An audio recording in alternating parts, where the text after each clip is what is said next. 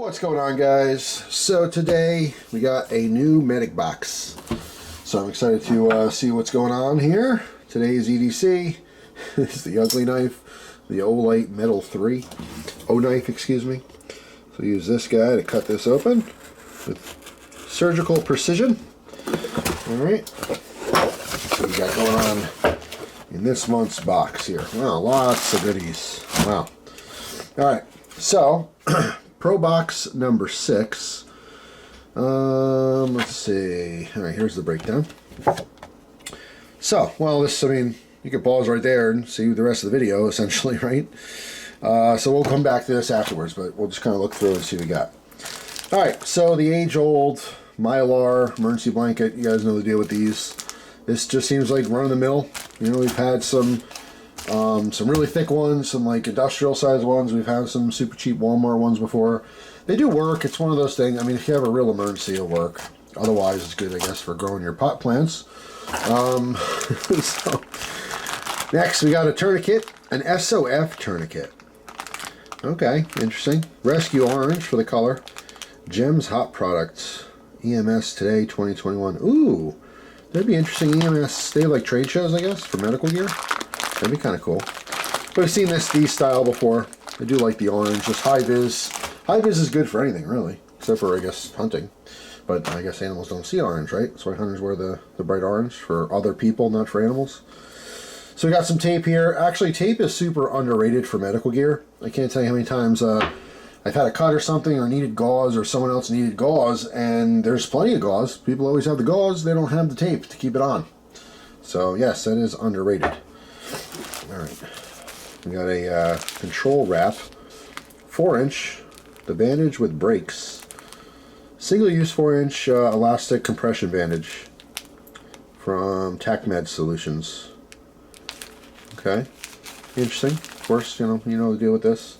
Again, same deal. You know, you got a bunch of gauze on a pretty nasty gash. You put the gauze on, you put the tape on, maybe you wrap over it. You know, keeps pressure on that wound, plus keeps everything clean, so you're not bleeding all over the place. All right, what's this? Move this stuff over. Interesting, big old case here.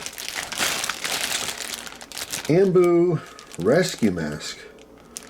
Ooh, instructions for use. Interesting.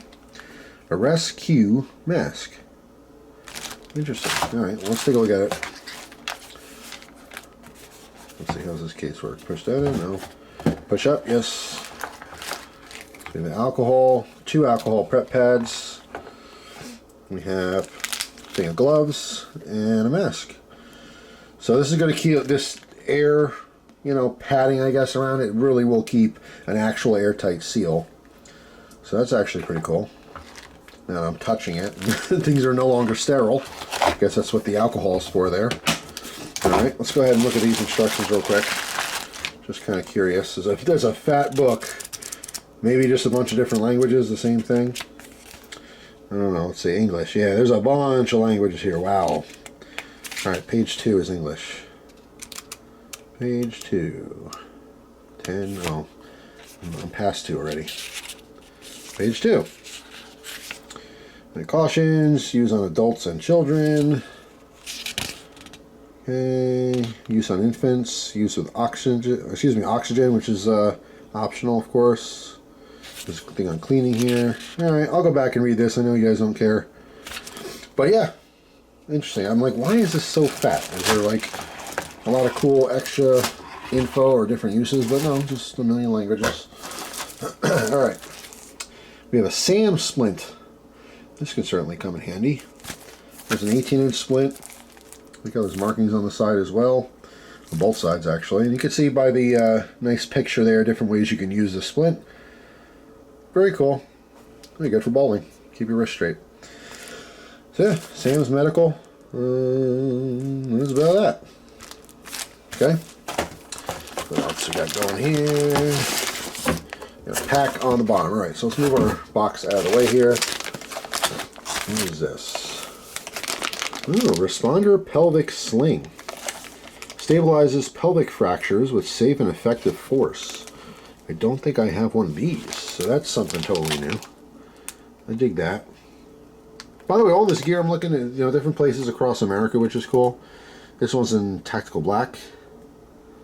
Ooh. Petty to adult. Okay. So, I don't know, strange way of putting that. 25 to 75 inches, or 63 to 191 centimeters. I don't know how wide my pelvic area is, but it's wide. All right, let's see what's going on. So again, this is the breakdown.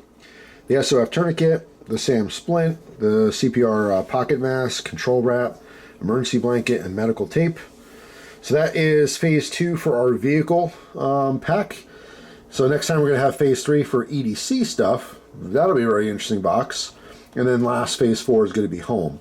So it says coming next, start on phase 3 and begin your compact everyday carry setup.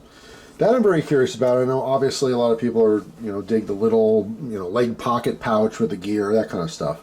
Now obviously you're not going to need like a pelvic sling in your EDC, right? This is stuff that, this is supposed to be for a vehicle kit, but obviously, you can keep this at home, you can keep it at a stable place. You're not, just on the go traveling. You're not just out and about and need a pelvic sling. When you're out and about, you need things like Band-Aids, right? Neosporin maybe, antiseptic stuff, maybe some medical tape would be good, a little bit of gauze, nothing crazy. You're talking about healing up scratches and scrapes and a little gouge here and there, maybe get poked by something, a burn. You can't sleep on the burn stuff. I've talked about this before. There's been a couple situations where I got burned. My mom got pretty burned across her hand. And having, burn cream and gel and stuff like that, that was, it's a time-sensitive thing, too. You can't just get burned and run to the store and buy that kind of stuff and come back and be fine. You have to immediately apply that stuff to draw the heat out and to soothe that pain, because it is no joke. Especially some, severe, different degree burns. But yeah, that's it. That's box 6. So thanks for tuning in. Hope you guys enjoyed the video. Let me know down in the comment section if you are into medical gear. Obviously, if you're EMS and stuff, you might get exposed to that. Like, if you get exposed to medical gear professionally, that might open your mind up to prepping that type of stuff at home. And obviously, if you do it professionally, you have a lot more experience, a lot more education, and what's most important is hands-on experience. Medical gear, you can have the best of the best, but if you have no idea what you're doing and you're learning for the first time, in the moment when someone is very injured and possibly dying, that's not a great time to start learning about it. Right? You're supposed to practice, and I always encourage people to take the time and try to, use some of these things, especially if you have doubles or triples of stuff. Take one out of the package. Just practice, pretend put a splint on. Practice putting on a sling or something, or using this, pelvic sling.